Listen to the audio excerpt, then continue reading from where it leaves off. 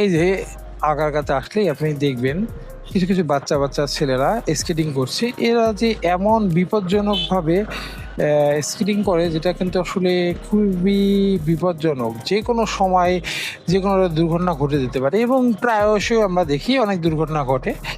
আর বাংলাদেশে এই যে গাড়িটার গেটটা যেভাবে করে খুলছিল, অল্পের জন্য তো বেঁচে গেল। তো এরকম এদের হলো প্রতিনিয়ত আস্তে আস্তে। হুম, হুম, হুম। এখন আবার বাইকের পিছনে দাঁড়িয়েছে, ঝুলতেছে। আর এদের জন্য একটা সুন্দর একটা পরিকল্পিত বা একটা সুন্দর একটা জায়গা করে দেওয়া উচিত, যাতে এরা কিন্তু নিরাপদে যেন স্কেটিং করতে পারে। কারণ এইখানে আগারগাঁতেও মোটামুটি, বাট মাঝে আমরা কিছু ভিডিও দেখেছিলাম যেটা গাড়ির তলে চলে যায় তারা, এবং এটা কিন্তু আরও বিপজ্জনক একটা ব্যাপার।